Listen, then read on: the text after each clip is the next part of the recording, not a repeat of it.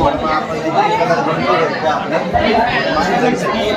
આ સાઈડે text box આપેલું છે, એના અંદર તમે ટેક્સ્ટ પાડીને એના અંદર કોમ્પ્યુટરને ઇન્સ્ટોલ કરીને જેમકે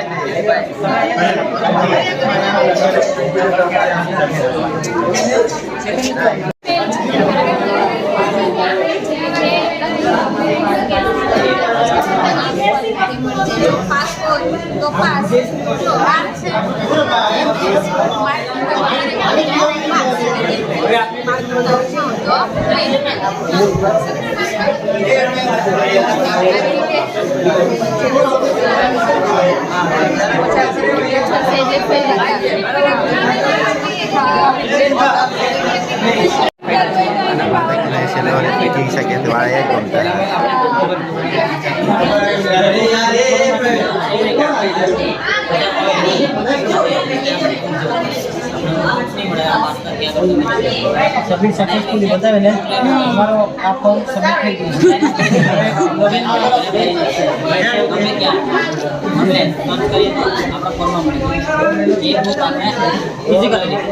આપણા દેખાય ને ઓનલાઈન મંગાવી છે બરાબર, ફિઝિકલી છે મને ઉકેલ નહીં પડવું પડે. ઓનલાઈન કેવું કે આપણે ગમે તે એક્સેસ કરી શકીએ ઇન્ટરનેટ પર. પીડીએફ ડ્રાઈવર જે છે એમાં તમે ઓફલાઈન બી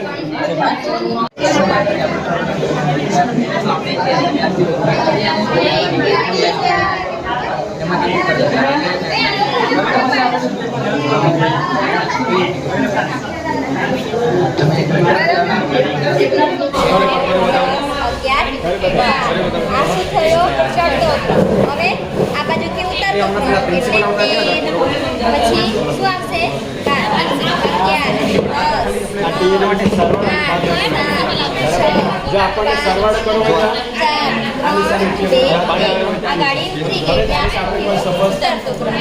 હવે આ છે સંયુક્તાક્ષર. ચલો શૈલેષભાઈ, આ શું થયો અક્ષર?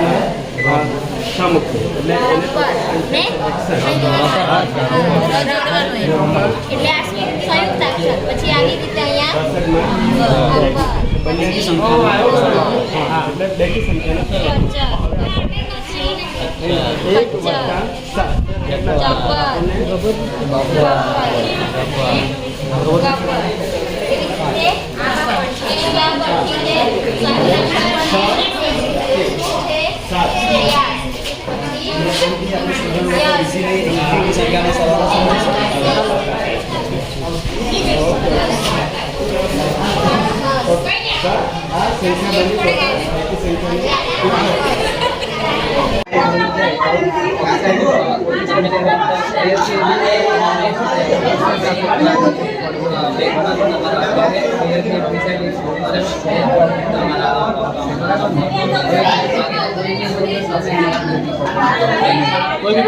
જેને વોટ આપવો હોય દબાઈ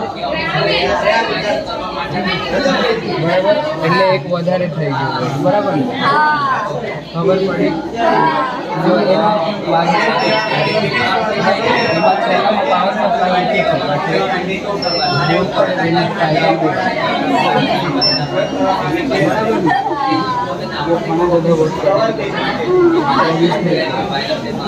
બરાબર, એટલે આની ગણતરી આમાં થઈ છે બરાબર ને.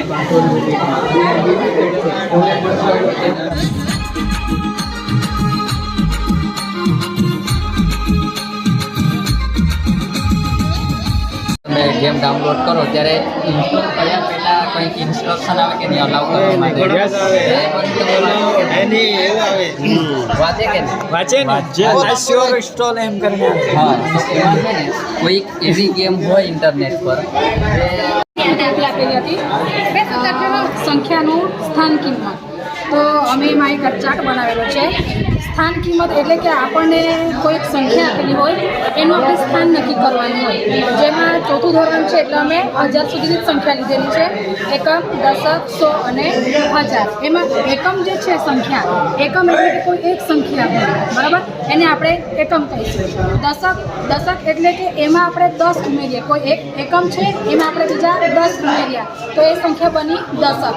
પછી છે 100 સો એટલે કે એવી સંખ્યા કે એકમ છે એમાં આપણે બીજા 100 ઉમેર્યા તો એ બન્યા 100 એટલે કે દશક બન્યા 100 બન્યા. પછી છે 1000 એટલે કે એક એકમ સંખ્યા એટલે કે આપણે સિંગલ સંખ્યા લીધી છે અને એની સાથે આપણે 1000 મૂકીએ. એ રીતે આપણે સંખ્યાની સ્થાન નક્કી કરીએ છીએ. ધારો કે આપણને કોઈ એક સંખ્યા આપી છે, મને કોઈ એમ કહે કે તમારે 548 છે,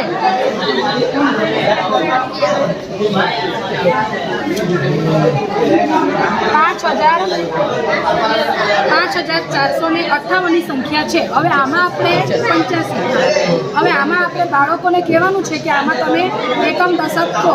તો એકમ એટલે આપણે કહી શકીએ છીએ કે આ જે છે એકમમાં 5 જે છે એ 5 પોતે એક જ સંખ્યા છે એટલે આપણે એને જે સૌથી પહેલાં જે સંખ્યા આવે છે એ એકમની હોય છે એટલે આપણે 5 એકમમાં મૂકીએ. ત્યાર પછી લઈશું આપણે દશક. દશકમાં આવશે 8 એટલે કે 80 થયા. ત્યાર પછી આવશે 100, 100માં આવશે 4 એટલે કે અહીંયા 400 આવ્યા ને પછી છે 1000 એટલે કે 5 એટલે કે 5000 થયા. એમ કરીને આપણી સંખ્યા બને છે 5485. એ લોકો વચ્ચેના બે છોડી દેતા તો બાળકોને સાથે પડે અને રમતા રમતા એ લોકો બનાવે તો અંદરના રાખેલું છે અને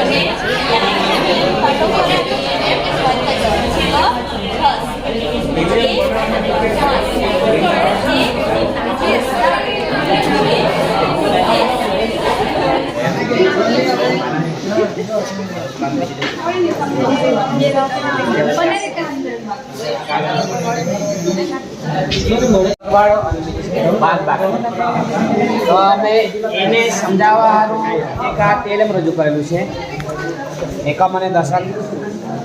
એમાં આપણે અહીંયા કાર્ડ ધારો કે લઈએ, ધારો કે કોઈ સંખ્યાનું સરવાળો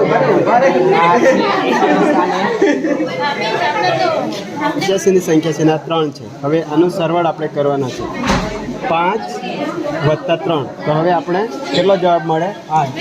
હવે આપણને છે મળી આવ્યો. જો 5 + 3 એટલે 8 બન્યું અને 8 નો 8 હજુ 8 હશે.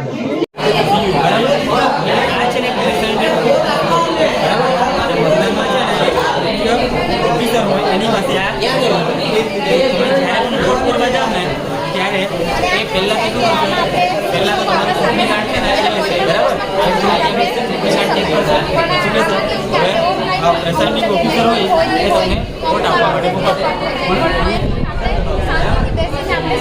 પછી તમે